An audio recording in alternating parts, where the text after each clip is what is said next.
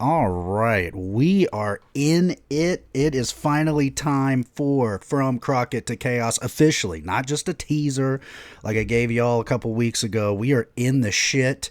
And when this comes out last night, Dynamite exceeded Nitro as the longest reigning. Yeah, I did it on purpose because I'm a petty motherfucker. Yeah, because fuck Eric Bischoff, right, guys? But yeah, so I thought it was a perfect way for me to start from Crockett to Chaos. I'm fucking so excited. I got Jim here, a sicko, AEW sicko, and a guy that, the second that I went into the Sickos Club little secret lair with this idea, you were like, I'm in. That is when I became a fan. So you hit me with why or how you sort of found at the time Jim Crockett Promotions. I'm from the Northeast. I'm from Scranton, Pennsylvania. So that's kind of the WWF territory back in the day. And I don't want to get too sad. My parents divorced in second grade. And that's how I kind of found wrestling. I remember we were at my mom's for the weekend. She took me, my brother wasn't with us, my younger brother, Ray. We went to the video store and I saw the WrestleMania 1 VHS. Hulk Oh, Hogan and Mr. T. I know that guy. And so, we saw it. And I think at that point, wrestling had kind of started to infiltrate the mainstream a little bit. The Cyndi Lauper was there, obviously, WrestleMania for me. And so, but it was starting to show up in commercials. I don't know if the cartoon had started yet at this time. The Rock and Wrestling Friends with Hulk Hogan, I think it was CBS, would show that. it was And CBS. so Yeah, I I think so. became okay, and so we rented that video.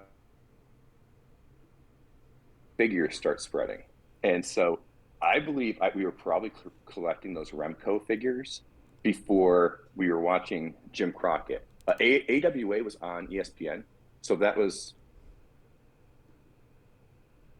my first experience before Crockett Promotions even was AWA. I remember Stan Hansen putting Rick Martel in that Boston Crab, making him tap out for the title, and the Jim Crockett hit when TBS got added to our cable, and so we started checking that out, and it felt a lot more real than WWF at the time, and going back and watching kind of the Jim Crockett Promotion stuff now, I really figure out how uh, everybody seems like they look like my cousin or like somebody who dated my sister. Yeah, Yeah. so it's a very real looking group of people. Um, so yeah, I kind of got into it at that time, and I probably started with Jim Crockett mid to late '87 would be my guess. I popped on the Bunkhouse Brawl and I saw Bob Caudle. I don't remember him, so he may have been kind of at the end of his time, and Yeah. but I was definitely watching by that time. I know that. But Yeah. Well, and then it was. I mean, especially for that time, man. You didn't see a lot of the stuff that you saw on Jim Crockett in any other company really at the time other than maybe like Memphis. yeah, That and was I was also by that time mhm. reading the wrestling magazines, and so the Wrestler, Pro Wrestling Illustrated, uh, the Wrestler, and they'd have the rankings for all these other uh, companies. And so you start to see the names from Florida Championship Wrestling or from San Antonio Wrestling or whatever, CWA. And as those people, they tended to end up in I think the promotions a lot more. So I always had a name recognition of them or saw photos of them in matches before seeing them on TV. So seeing the Road Warriors for the first time was like, oh, I've seen those guys in the magazines. Oh, I've seen Dusty Rhodes bleed. So I had also some awareness about them before actually being exposed to them on TV. That was very similar to me with ECW because I'm a little later in, my timeline where like that was the like super super exclusive, like not even exclusive, it was like elusive is really the word. you could not just get ECW TV, right? Like, you fucking remember all that shit was so uh just so hard to get on. Like if you didn't have it on your local package, you weren't getting it. So that definitely was.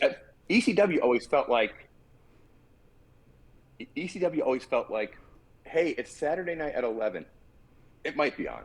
Like even the channel that carried it never seemed sure Yeah, exactly. if it would be on this week. Yeah.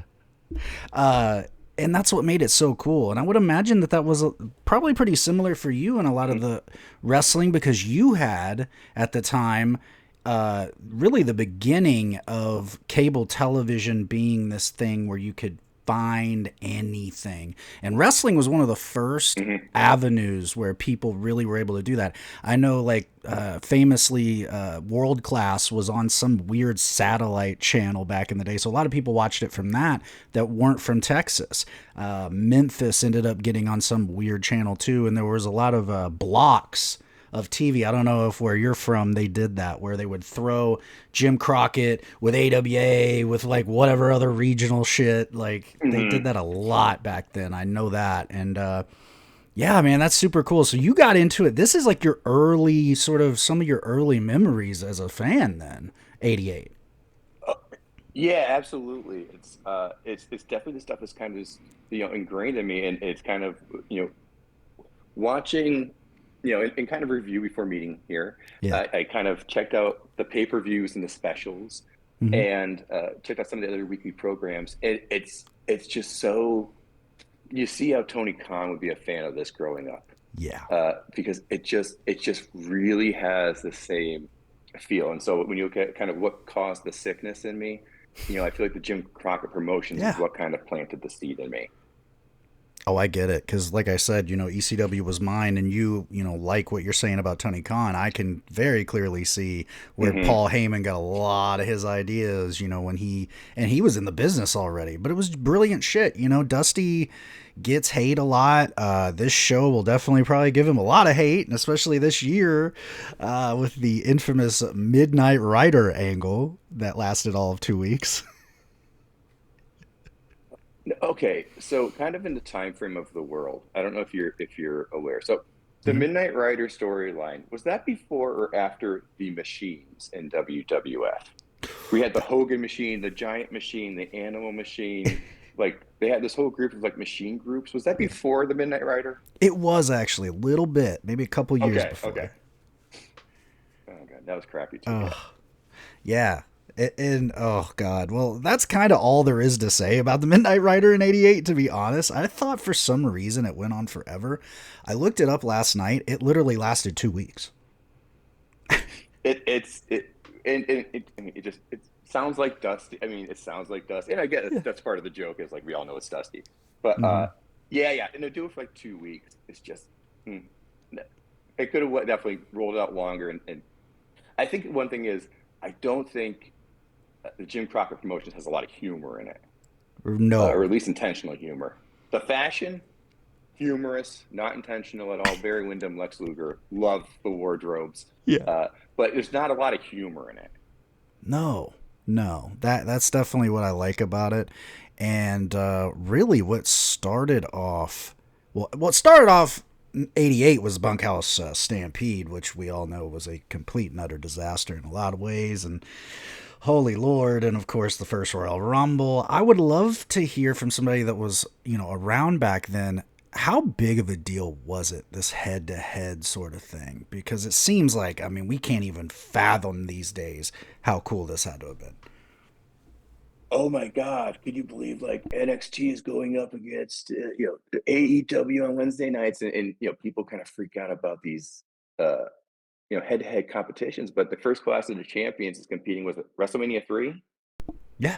It's No, so actually, it's so WrestleMania it's 4, we'll get into it in a second. four. Okay. Yeah. Yeah, yeah. And so it's so, I mean, they're always just kind of reacting to one another. And I think probably one of the reasons why we like Crockett so much is it's number two. And so they got to kind Yeah. of keep doing fun, crazy shit to up its next level. Now, two gimmicks that happened this year: the Bunkhouse Stampede, Yeah. Wow. Throw the guy over the top of the cage for an elimination is Oh, wild. And then the Tower of Doom was also wild. I know we're not oof. covering that, but that's also just wild stuff too. Like, wow, Just cocaine was wild, man. Good stuff. yeah, you definitely know Dusty was in some yayo bags back Dusty. then. Woo, yeah, real Dusty. And yeah, I mean, the Clash of the Champions, you just mentioned it. This was the gamble of gambles. When I really look into this thing, if you really look at it uh, Hmm. in that time period, so when I looked into this, this was actually the third head to head of this little, rivalry. So the first one was the original Survivor Series against Starcade. A lot of people forget Hmm. that. I did as well. And WWF really whooped that ass, to be really honest. And it's a shame Yeah. because it was double fold. When you look at that Starcade card, it really was lacking in a lot of ways. You had Ron Garvin defending the world title against Flair in a cage. Just like, oh, talking about a sitting duck champion. Okay, yeah, I'm sorry. If you can No. rewind, because you're talking about living through this time period, Yeah. Ronnie Garvin becoming world champion. Again, I don't know what drugs they were on, but Oh, like that, it just the fist of stone, like just a punch can't be a finisher. Like that was the thing no. with who's the guy in AW, the British dude, Oh, yeah. Anthony uh, Ogogo or whatever. Anthony Ogo. It's like you're not winning a match against John No. Moxley with a punch. Like you had to evolve. So the fist of stone, Ronnie Garvin was just Oof. that as a title reign was a very confusing thing for me as a child. I could Yeah. not compute what was happening there. Well, and I talked about it in the teaser. The really the biggest shame was Starcade just did not integrate like any of the UWF guys in a meaningful way. Terry Taylor got Hmm. beaten to powder. Steve Williams just looked like okay, like the most like whatever, who cares? He's the UWF champion sort of human you've ever seen, and didn't look good. The second time was Bunkhouse in the Rumble. We all know the Rumble was a instant success. We still got the Rumble. Hmm. So this third one, I mean, if you think about it, Jim Crockett, you want to talk about who had the bag? That guy. The gambles that he made, and it's good and bad because at this point in time, you would think conventional wisdom would have been like, maybe we don't do head to head again. Let's sort of get to a point where we're maybe better off. And instead, he went, fuck it, no. And in fact, not only are we going to do it, we're going to put a at the time, unproven young guy in the main event against Flair, Hmm. and he's going to go the distance. Holy shit. But it paid off. It was the watching again. It was a very fresh feel, and I remember at the time. I mean, that was what I had to watch. I couldn't Yeah. afford to go out to see. I mean, I couldn't tell my dad, "Oh, I need to get the phone. Order in WrestleMania 4 for me." We couldn't do that. So No. Clash of Champions was your go-to, and so I it could have even been like the final seal for my fandom with JCP because it was just fun to watch and on live TV, and especially going through all the weekly television. Yeah. Uh, the amount of Sting versus random white dude uh, was insane. And Yeah. so to actually get matches where it's like, oh, two people who have a chance against each other get to wrestle, cool. But gosh, it's just, I mean, was the WC that was were this filmed in Jacksonville? No, this one was in Greensboro, so they really loaded up the fucking deck for this thing. Oh, I mean more for the weekly programming.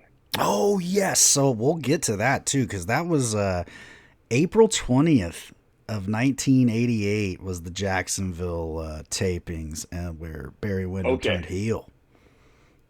Oh, I mean, it's just funny because the economy of Jacksonville at that time Ooh. ran on jobber wrestlers.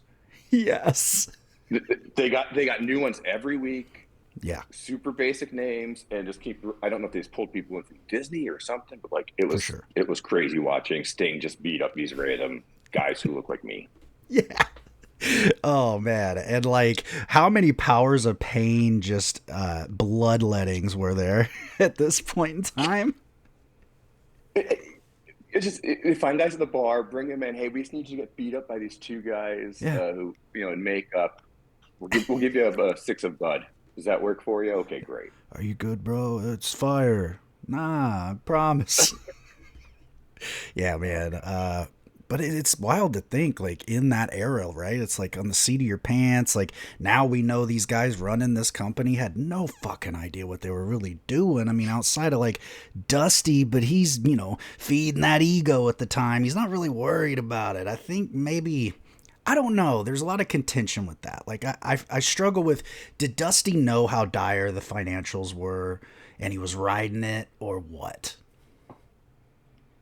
Yeah, I think it's the difference between the creative people and the money people. Yeah. And for Dusty, it's just trying to make as compelling a product as he can make, Mm-hmm. and then the money people got to figure everything else out.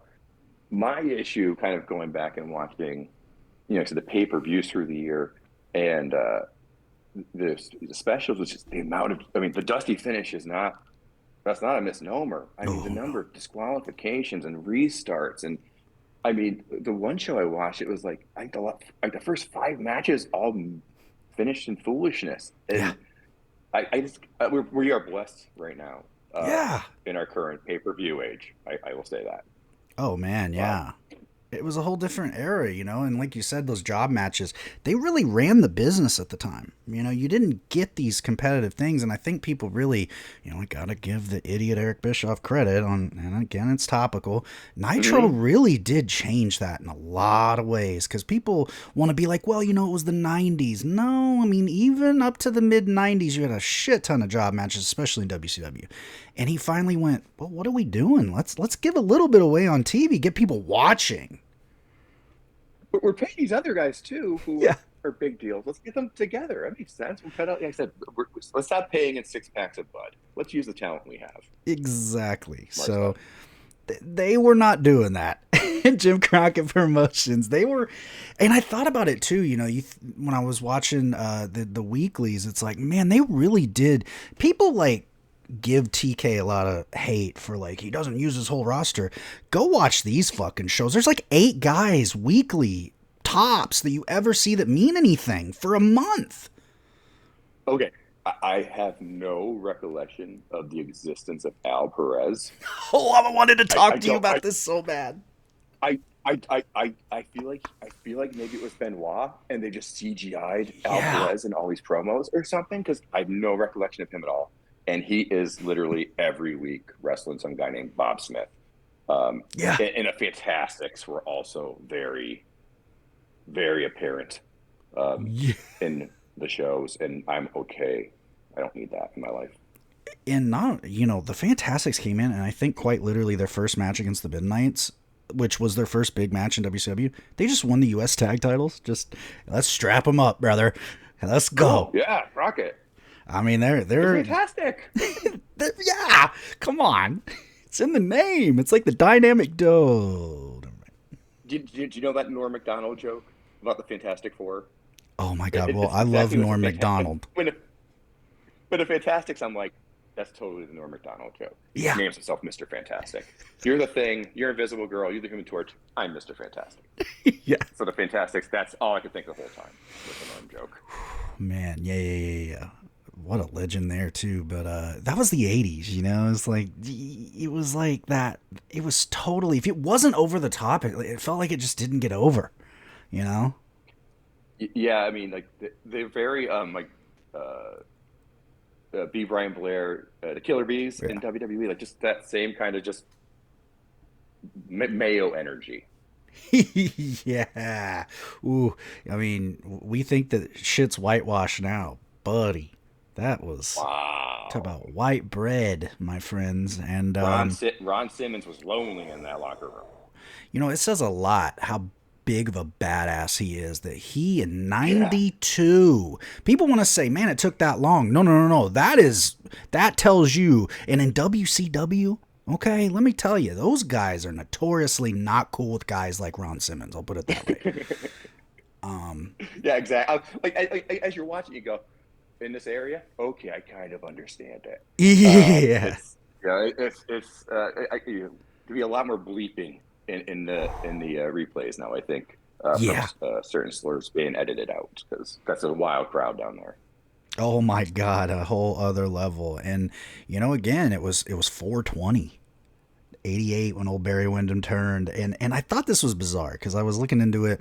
Great turn, by the way, but very much out of Mm-hmm. nowhere. There was no reason really either. It was bizarre because at this time I look at it and I'm like, it's I know hindsight's 2020, but I look at it and I go, really, maybe the biggest problem with Jim Crockett Promotions at the time was everyone's either in the Four Horsemen or they're like just outside of it or they're heel. And it's like, why are we turning everyone heel when Barry should have been the heir apparent? When you look at that time period, his 87 was, I mean, meteoric.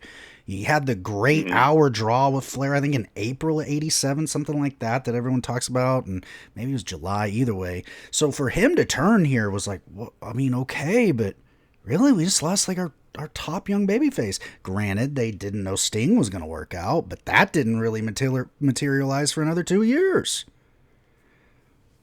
Yeah, I remember Barry Windham because I remember his name from the wrestling magazines, and Yeah. so when he hit, yeah, I mean he hit the ground running and just skyrocketed.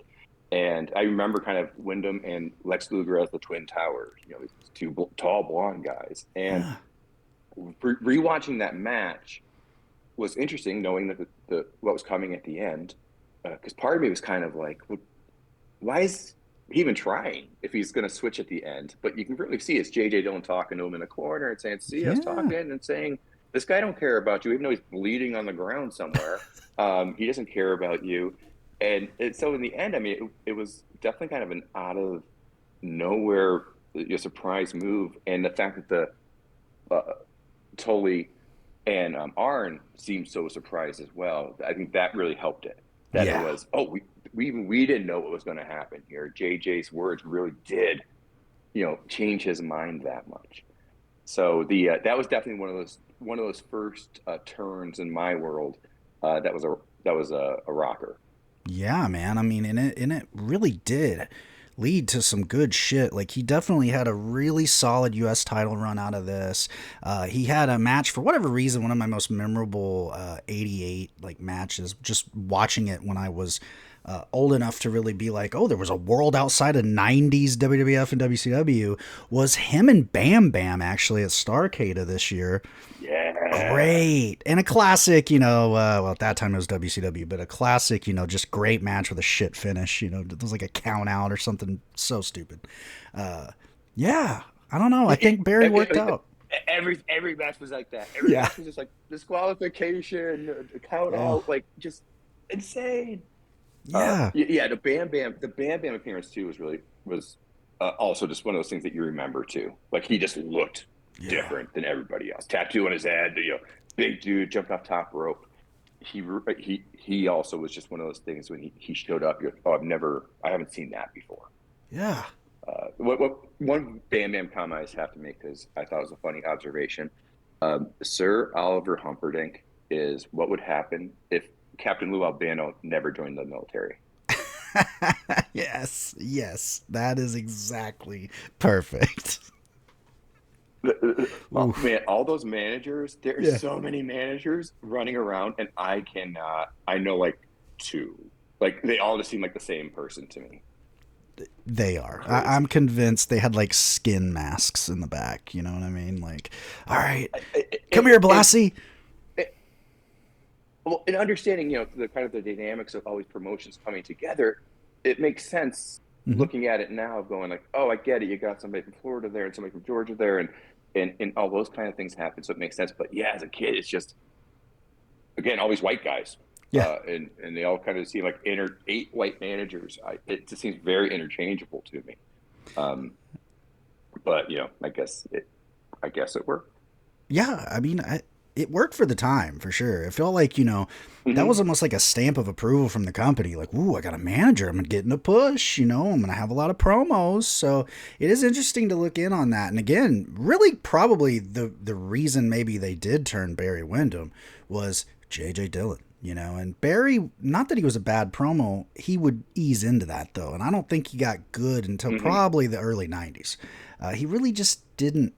He was okay, but I would rather JJ talk for him. You know what I mean? It's like, okay, JJ's more effective in this role. And especially, they give him the claw here with the glove. And it could have been stupid with anyone else, right? Like, if they would have done it with Luger, oh Uh, my God. But they picked the right guy to turn here, for sure. yeah, yeah, and I think being of that age when I started, the Four Horsemen was already a thing. So I was definitely watching it in the early days, Yeah. and knowing now kind of how factions work, seeing it at this time to say, okay, the old guy dropped off. Let's bring in this new hot shot to build him up, and Yeah. then Wyndham leaves down the road, and they bring in Luger, and then they bring in all these other guys, and seeing that formula being developed is really cool, because I don't remember that happening a lot in elsewhere, as Mm-mm. much as it was happening here. Oh, yeah. Dusty had a solid, like, sort of foundation in that way. Like it was very, and Mhm. that was just how NWA operated. Like Wahoo, stepped down for Flair, who eventually stepped down for Sting. Like that was kind of how they were already doing business, and so Mhm. it's nice in the midst of a financial disaster. Nowadays a company that would have that system in place, right? And they look at their numbers. I mean, they would have already panicked and would have thrown in the fucking towel and went to something so ridiculous. It's so reactionary now. So it is interesting to see that they were like, "Hey, we're not hot right now, but let's fucking keep doing what we're doing. Let's get Barry, galvanized as a heel, and fuck, Dusty will be sacrificed to him. We're going with it." It's nice to see that. And I think that's really the difference from then to now, for good and bad, too, because there's times now where I feel like it's right to pivot. There's definitely times it's right to pivot, but I do think it happens way too much in modern wrestling. I think the to be that confident in the new talent, and Mm-hmm. I think they knew they had to. You had to take a gamble, and there's no playbook for how to combat this WWF machine that didn't exist 10 years previous. Yeah. So they're trying to figure out on the fly, and as wrestling people, their answer is just better wrestling, and Yep. not necessarily figuring out kind of the other aspects that would bring it in, like maybe diversity of your roster could help, things like that, because it's just you want to expand that audience, and they had the opportunity with TBS there and the cable expansion. So I don't know. Yeah. Well, and what you said is correct. Like WWF, as the juggernaut that it was at that time, wasn't a thing when these guys that were booking, Jim Crockett were breaking in. So, and that kind of goes to a further point that people really have to understand. Just because WWF was mega hot at the time, people still thought it was a trend. They were like, that Hmm. fucking tanned idiot in the red and yellow. It's a fad, which, nowadays we all wish it would have been a fad in that respect. But it really wasn't what everyone knows now as the, Titan Sports, WWF. It Hmm. wasn't that really in the image anyway. That would take probably a couple of years. I think maybe the Mega Powers thing, I would feel like maybe, I mean, you'd know better than me. Maybe that probably got people to go, oof. I mean, they got the two top guys in the business. Like, I mean, that might have been a big deal, but I feel like WrestleMania 3 really hits kind of that pinnacle of just hitting the attendance, yeah. record, and then with Andre and Hogan, as the main event for what it was. But you also Mm. on the undercard had the Macho Man uh, Steamboat match, which for me was like my favorite match for such a long time. And so they kind of hit kind of both aspects there, the spectacle and the strong wrestling content. And then you had the Ultimate Warrior coming in, kind of soon after, and taking that cocaine Yeah. addled torch, and carrying it forward. But Yes. I think looking back to me, I think they did the Wyndham change, and it worked. Yeah. The crowd hated him. The Four Horsemen were kind of upped as, I mean, they were just, as a kid, you were just like, the good guys need to get together, get their shit together, Yeah. and team up against these five people. We'll say, because we'll include JJ, but like just get your people together, and for them to never be able to do it, and the Four Horsemen always have the upper hand. It Yeah. was, as a kid, it was frustrating, but it's why it made them so freaking cool, because they just outsmarted all these dumb faces. Yeah. Well, and it worked for what they were doing.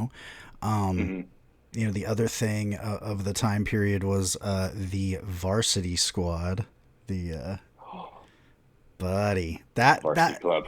Varsity Club, right. Varsity Squad is like my brain just created the Spirit Squad in them as like a DBZ fusion dance for some odd reason, but Oh my god, I wrote down like shit I loved, yeah, and the Varsity Club was the top thing I had here. Uh, yes. they were just they were so damn cool. Um, Kevin Sullivan was real. Oh yes, Like he was.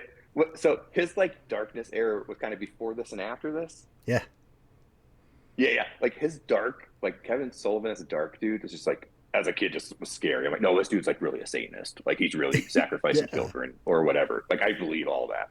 And so Kevin Sullivan, love him, great. Um, but yeah, and it's even with Rick Steiner and him and his manic ways and idiot ways, like that's beautiful. Mike Rotunda, he looks a bit like my older brother. He always reminds me of my older brother. But just him there as like that consummate professional, and I think he ends up holding the TV title for like a year. Yeah. I I didn't remember being that long. But they were just such a cool group, and then then later on, Dr. Death coming in and his incredible mic skills. Uh, Yeah. it was I love the Varsity Club. They were so cool. Yeah, it's the top thing I have on the stuff that I'm like, oh yeah, Oh, dude, I'll yeah, watch all this. I love them. I'll be honest, I really did kind of dig the Powers of Pain thing because I loved that Paul Jones is like the pinnacle example of used car salesman, mid as fuck manager, but it worked somehow. The other manager's Paul Ellering, and you're Paul Jones. Like you're such a Yeah. ripoff. Um, okay, so literally on shit I loved, number two, Road Warriors and all variants, Oh, dude, yeah. all multiversal variants. You got me Demolition, you got me Barbarian and Warlord. You give me some guys who are rocking the spikes and makeup, and I am on their side. For So sure. yeah, I love everything about the Road Warriors. The Road Warrior pop is real, and that was the stuff as a kid like you wanted to do. Yeah. Yeah, you're like, oh, it's such a bad. They're so bad. I mean, but it works now. Like I feel like Hmm. if it was tweaked correctly, that could work now. That could work now. You know? It's a bit kind of like what I wish they did with Toa, the people that used to be with Swerve. Yeah, Gates of Um, Agony. they Yeah, yeah, they could kind of be that type of thing, for sure. But it's definitely interesting watching some of these matches, Oof. versus then versus now. I don't know which one was it. Oh, Bunkhouse Stampede, Yeah. Koloff versus Beautiful Bobby. I just have a lot of arm bars, Yeah. a lot of arm bars, and a time limit draw to open the show. Nice. Yeah. Get that crowd hot and going. Jesus. Yeah, actually, yeah. Let's touch on the Bunkhouse Stampede because Yeah, good lord. please. Oof. We had so Koloff versus Beautiful Bobby, which had a lot of arm bars and ended in a time limit draw. Yeah. Wonderful. Next was Barry Windham as the Western States Heritage Champion Great because lineage. AEW has too many titles. We have the Western States Heritage title, uh, and he goes against Larry Zbyszko, who's old AF. And again, this match was won via shoe. Yep. I Um, so, remember. so that happened. Then Flair versus Hawk, and that match ended via DQ because of chair. And then the Bunkhouse Stampede, which is basically Dusty's diamond ring. I think Mm-hmm. there's three of them, and you won all three or something. Uh, Yes. and my favorite thing about all Bunkhouse Stampede or hardcore matches in the '80s is that all it means is the wrestlers wear jeans and like Yeah. a cutoff top, and that's their I'm rolling. Like the Road Warriors come to the ring in like spikes, and they're like, no, when I mean business though, I take that off and I just keep on like a comfortable tank. It's so ridiculous. Like, wow. Like Oh my god. it's like the meme of like the Spider-Man pointing at each other. It's like we're all in the same Yeah. outfit, you know. It was just It was so yeah, it was weird. such a weird thing, man. It's like, Dusty, what is this, man? Like everyone, you Throw want everyone to throw look them like you? over the top rope. and it's all like 280-pound guys. Yeah. And it's like none of these guys. It's in none of these guys' nature to climb the cage. No Like way. Dusty Rhodes isn't climbing in the cage. Like it's just I don't know. Those things are silly. It's all silly. But yeah, that was a wonderfully, beautifully ugly thing. I wasn't going to watch it. I'm like, I don't know if it seems like worth watching. And I went back and I'm like, it wasn't worth watching, but it was worth watching. And my favorite like hate comment about that show is, yes, the Bunkhouse Stampede and the the capital of a bunkhouse, Long Island, New York. Like, whoa, good move, Dusty. We're gonna go head to head, baby. It was a $500,000 reward or winning, I think. Oh yeah, I well, don't know. Wrestling money is so fun. Like yeah, we like, gotta pay the union. $500,000 to win this 10-minute fiasco. Yeah. Okay, sure. Sure, whatever. Cool. You feel like you would have a line out the door, including fans, if it was legit, right? Like if 500 grand, come on, let's go. I'll get killed by Hawk if I think I can, like roll under the ring or something. I'm bringing in a wrench or something. Like, yeah, this guy's just easy. Oh my god, man. But yeah, so Clash of Champions, huge success. And then it's this weird like holding pattern of sorts. And from what I have read, the beginnings of negotiations with Turner are slowly becoming a reality. Basically, Jim knows I'm on borrowed time here. He's taking out a lot of little like petty loans. I mean, it's literally he's just patching the holes of the ship here. And in the midst of that, we have the aforementioned Powers of Pain say, well, you want us to do these scaffold matches with the Road Warriors. It's a real thing. Dusty was like, I love it. We're going to go around the horn. This was going to be the thing. And the Powers of Pain geniuses in this case, they were like, fuck that. And they called Vinny and they went to WWF. And it was kind of, from what I can see, just sort of like literally out of the blue. It was like 1 week or two, they're on Jim Crockett and we're like, all right, we're still going with this angle. And then literally they just show up on Superstars and you're like, what the fuck? Looking just like they did with Mr. Fuji. Yeah. Yeah. Whatever. We got Mr. Fuji there, I guess. Yeah, throw him in there. So when was that Skywalker's match supposed to happen? I believe if the time is fitting in my head, it would have been Great American Bash. I think maybe that's why we got the Tower of Terror situation or something around there. Yeah. Okay. That kind of makes sense. Okay. Yeah, Night of the Skywalkers. One of the first ones was the one with the Road Warriors and Midnight Express. Mm-hmm. That's one of my first wrestling memories too. Ooh. Night of the Skywalkers. Who wins? Who learns to fly? Like I remember the ad in my head, Yeah. And so I remember. I don't know if it was like maybe 3 months later. At some point in the future, they played it on the free TV, and so we had a chance to watch it. And that's just again, just a crazy idea for a match. Oh, we're gonna stand on a scaffold and throw somebody off. I mean, and Mick Foley's like, yes, let's do that. I loved that as a young man. Let me do that. Okay. It's my true motivation now, yeah. And Cornette's in the back. I hate to say his name, but he's the one that took the fucking bump in '86 that destroyed every bit of his knee. Oh, one of the grossest things ever.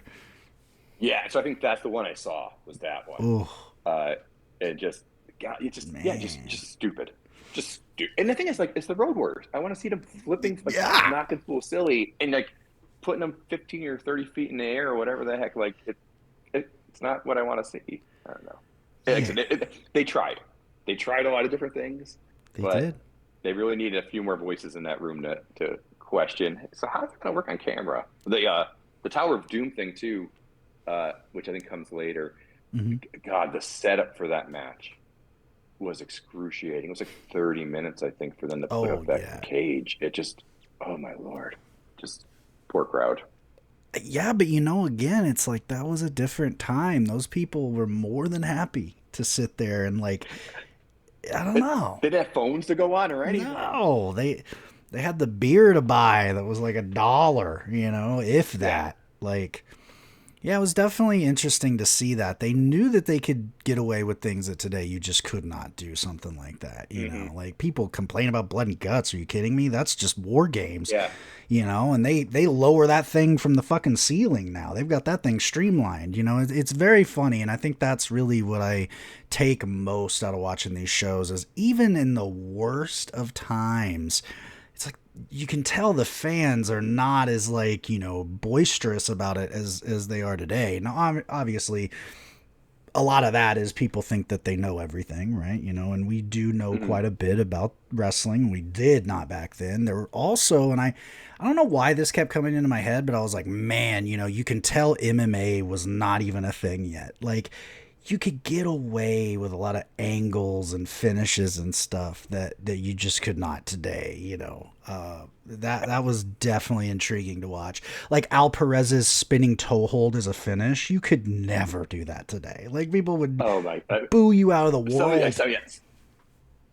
Some finishes you just go, wow. Like picture the Hart Foundation running clothesline, finishing off the Young Oh, Bucks. Like no okay. way. Now Road Warriors Doomsday Device, yes, that may murder somebody. Yeah, And that's where and that was the difference between WWE and Jim Crockett was they're throwing fools and they're flipping them off yeah. their shoulders and all that kind of stuff. And that's definitely, really the spirit of AEW today, right? Like, they definitely Hmm. have that vibe still of like, we do the crazy shit over here. We're not fucking doing this for NBC, you know? Yeah, and watching these was the reminder of the over-the-top disqualification, Oh God, man. and then looking at the ground and seeing it's concrete and going, okay, maybe it's a good I reason get for it. that. Like it was crazy, like Yeah. just the over-the-top disqualification. I'm like, I remember thinking at the time, why? Why? What Yeah. is the deal here, people? Like, like this is the one that's real. Throw them the hell over the top rope, and then you have a battle royal where the idea is to throw them over the top rope. So That none of it part makes I sense. didn't I don't know. understand. Yeah.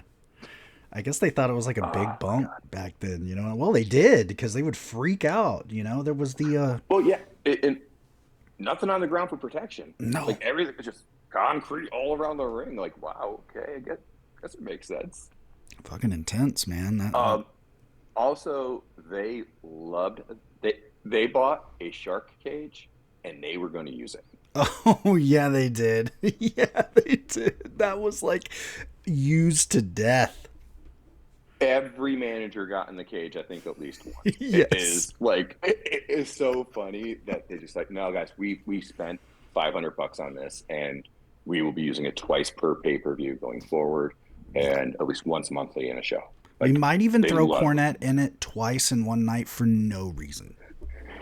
it, and they put him in a straight jacket as well. Let's do that Yes. too. Yeah, Oh, yeah, the that's shark cage. 100% really occurred. I cannot believe that. That's Oh, amazing. I mean, yeah. I find somebody who loves you like Jim Crockett loves shark cages. Oh, Uh, and they were also really huge on yelling out how much time has like they'd be like 5 minutes has elapsed in this match, and I'm like, guys, we don't need this every 5 minutes. Like they were really yeah. big on the time announcements too, which is kind of like, okay, guys, like again, I can't picture. I never hear a time announcement in like modern wrestling, but here like Never. 15 minutes is left. We're like, okay, I guess so. And they love Uh-huh. that, and they love that time limit draw. Jeez. Oh my God. Yeah. I mean, people act like they happen all the time now. Guys, this shit, it was like every TV had a fucking time limit draw. I mean, it's just wild watching it and going. Just they never gave us winners.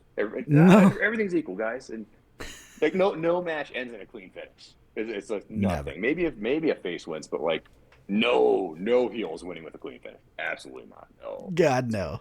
And how about, this is the big one with that era. And I already can kind of figure that, you guys definitely hated it even then, but the reversals where like the next TV, oh, I know you won the belt at the show, but we're going to take it back. Like, oh my God, the fact that they did that so much is egregious today. So yeah, there's so many. It's funny because there's so many weird things that they could kind of do, like the Pat Patterson winning the Intercontinental Championship at a tournament, right? That didn't Yeah. exist. And so, there were certain things where I think they could do things like on the road and switch titles back, and then, but yeah, you get the type of like, no, no, we reviewed the tapes, and this happened, and that Oh, happened, and it just so much usage of that kind of thing. Like we just got it with Bandito and Jericho, but it's like yeah. the first time in a really long time. And here it's like once a pay per view, like Oh. there's gonna be a disqualification. There's gonna be a count out. There's gonna be a Mm-hmm. time limit draw. It's like, what the fuck am I paying for, man? Yeah, I think one of the I ain't paying Dusty. 40 bucks for draw. I ain't paying 40 bucks for draws. God no. Can you imagine that as a premise? We're gonna book nothing but draws. Give us $50. Check back next month. Maybe somebody will win. And the one time they do, it'll be Jeff Jarrett. Anyway, gotta keep with the chaos part of Crockett, from Crockett to Chaos. Whoa, buddy. But yeah, man. I mean, I'm trying to think of other stuff that really really like stood out to me. I mean, definitely the tag teams in the NWA at the time were just second to none. You look at the WWF at the time; it was like Heart Foundation, Strike Force. Outside of that, I'm having a hard time. I mean, Demolition was just really becoming a thing, I believe. So, yeah, that's about it, I think. Well, and I think, I mean, you're talking about for tag teams, and I think that's kind of the thing where it's just like, why am I getting the Fantastics shoved down my throat so much? Yeah. Like, they had the original Midnight Express, the other Midnight Express came back later. Rock and Roll Express seemed to be kind of gone during this time period, I think. I don't know Um, what the situation was there, if it was an injury or somebody might have been incarcerated. Let's be honest. I don't know. Who knows? yeah, I mean, something happened. Yeah, something happened later in '88, whereas Koloff, I think, or Nikita or Ivan teaming up with Ricky, I think, and so yeah, it's Wow. just kind of weird. It was interesting going back and kind of reading some stuff because going back to '87, Hmm. one thing I wanted to shout out in '87 is the New Breed. Yes. Uh, they were one of my favorite. They were like our favorite tag team as a kid because they played the Beastie Boys with a theme song, and they're obviously time travelers in the future, and Right. it, and they just right as my kid they just disappeared from my screen, and we didn't really know what happened. And looking, it's like, oh, there's a car accident that kind of like Yeah.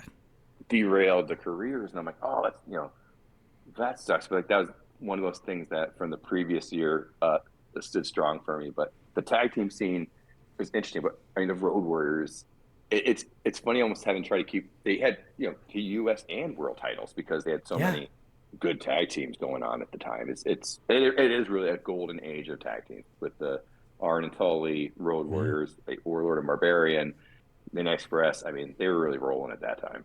Yeah, and I feel like, obviously Arn and Tully leave later. That was around the purchase time, around November. Maybe, actually, no, I think that was September. That was before Turner technically owned it. But either way, they were, it was like a spoil of riches here with that. And even when you think about how Powers of Pain leave in any other company, it would have been a huge blow, and they just kept on rolling. I think they gave the Yeah, belts to Midnights again, to let's go. Fantastic Midnights around the horn again. It's amazing. And I think that it sort of lends itself to like modern day with the AEW thing, where it feels like we're finally getting back to that with the tag teams, where like Hurt Syndicate's hmm. over. Obviously, the Young Bucks came back to the ire of a lot of people, and you Oh got God. FTR as heels finally. What we really love about FTR, and you know, it's funny though, because outside of that, it's like we have the Crew, we have Top Flight, but like you put all that together, that's a pretty mean tag division, actually. I, I mean, I made a joke the other day about the AEW tag team. It's like it's all heels. Yeah, It's just, I mean, it's just people like beat the crap out of each other, and they're heels, but we still cheer them. You know what I mean? So yeah, it's definitely going to be kind of a fun thing. But the Hurt Syndicate has strong Road Warrior vibes of yes, just you're not leaving the match the same as when you walked in. Sorry no. about that. Sorry, whatever. You got your 2 seconds of fame because that's all it's gonna last. But yeah, I don't know. Is there anything else that really kind of you wrote down that struck you? The Nikita changing Nikita Koloff.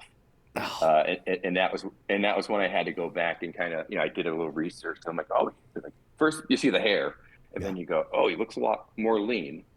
And then I did the research and saw kind of what was going on in his personal life, Yeah. where he had a sick wife, and so, oh, my cat's coming. Um, Oh goodness. so that was a surprise, was kind of just seeing the key. I didn't really remember him with the hair, and he was always just such a beast. Yeah. Um, and that's again the WWF had Nikolai Volkov and WCW had Nikita Koloff, and that's kind of the difference to me between the two places. And one other thing I want to see real fast too is this Magnum TA is like, when I first saw Hangman Page, I'm Yeah. like, he's Magnum TA. I agree. And so it's fun it's fun watching the show and being able to go, okay, yeah, I kind of get why I got those vibes from him originally. Yeah, and you think about it, Hanger very close to what I feel like we would have had with Magnum in a perfect world. He would have been Hmm. he probably would have been a Sting level career, you know what I mean? He was that kind of performer. Probably, man, Sting was putting in work. Yeah. I think he was on every week, except just wrestling Hmm. whatever whoever showed up. But I mean, he was just good for every single week you get, and that's why everybody loves him, because no Yeah. matter what episode you tuned in, you saw Sting. And his Um, promos, just and you could see him evolve in front of your eyes with the promos. I mean, even within mhm. like January to April, the promos, I'm like, oh man, you can tell whoever he went to, whether it was Dusty or Flair or whoever, that he definitely was a sponge, and that was really cool to see. And I think that, when Sting came back into AEW, that was one where I was like, oh, I don't know, and Hmm. his return was 1,000% better than I think any of us had any right to expect. I mean, just an insane run, and that was cool to see, just this guy who I grew up watching Yeah. wrestle his last match last year. And then another thing too is Tony and JR on the mic, like, Yes. st- still crazy after all these years. And that was another one that stood out to me was, man, the announcing of then. It's like, even if the matches wouldn't have been the best on big TV at the time, which I definitely think it wasn't even close between them and WWF, just the announcing made it sound like every match was the biggest thing in the world. JR and Mm-hmm. Tony. And the saddest part is, I think at this time they weren't friends. I think they definitely were competing Mm-hmm. for, sort of position Competition. here. Yeah, and I get Yeah. it. That's how it was back then. But Mm-hmm. it's neat now to know the different dynamic where they're buddies now and they're just happy to be there. And I think, they get a lot of hate. And to me, it's like being an older fan. I'm like, it's JR and Tony. Come on, guys. Like, be happy they're here, because I know what it feels like. The guys like Lance Russell is a guy that I would have loved to have heard, when I was alive and paying attention to what he was doing. But of Mm-hmm. course, he came way before me. And, obviously, Joey Styles is culturally dead. So we'll just leave it at that. But he was a guy for me like that, too. That was, oof, what a bummer there. But, either way, the fact that we got Tony and JR in modern day AEW, and they're not fickle. Yeah, like JR, I'm like, Yeah, limit his usage. Maybe don't put him in women's matches. definitely. Um, but Tony, yeah. Listen, like I said, he's my uncle basically. He Yeah, just and he posts pictures of his dogs. I'm like, I'm Team Tony. Like forever. and between Tony, Excalibur, and Taz, I mean, the Money, group, it's just a whole another level of entertainment. for sure. And on the inverse of that, how bad was Davy Crockett? Man, as a kid, you don't really recognize it. Yeah. You go, okay, just people talking in the background. That's why maybe with Rob Caudle, like I said, he kind of escapes my mind a little bit. But, just nepotism was always alive in the wrestling business, I guess. Oh, Just yeah. you put yourself on the camera. Man, the acting was not very good in so much things. No. In the Tower of Doom match with Precious, just yeah, I don't. Again, it's the TV production has really improved quite a bit Oh, yeah. since those olden days. Yeah. So, I don't have anything else. I don't know if you do, but, we're getting close to an No, hour but thanks here. for nice. I Yeah, don't dude. talk to many people, so you got Heck you got this yeah. privilege there. but no, no, it's good. It's been fun having me on and kind of reliving some of this stuff from my childhood, Yeah. and it's surprising me how much of the stuff holds up pretty well. I mean, Yeah. when it said stuff I don't like, it was just like there wasn't really that much. Um, but good times, and then I think it's going to keep getting better as you're going through the years because Thank God. once it kind of gets gelled together, uh, I stuck around with this for a while. I think I was watching probably till like 91, Yeah. 92 in WCW, so probably somewhere around that range, I think. Well, perfect. Well, then you'll definitely be back on the show because I loved this. The fact that this was your first show is actually shocking to me because you definitely sometimes you get people on Yeah. and they don't. You're like, okay, let's go, like speak more, and you're right there, man. So I appreciate it. Is there anything you want to plug? Nothing for me. Yeah, I'm VJIMDB on Blue Sky, Threads, Instagram. So just like IMDb, but I'm clever and I put the J in front of it. Hell Uh, yeah. and yeah, and working on my first novel. So whenever we come out, I'll come back on and we'll pimp that out. Oh, for sure, dude. And I will absolutely read it because I'm a big fan of. I mean, I married a librarian, so love that. And yeah, man. So I'm excited for that. All right, awesome. Thanks for having me on. Yeah, man. Thank you.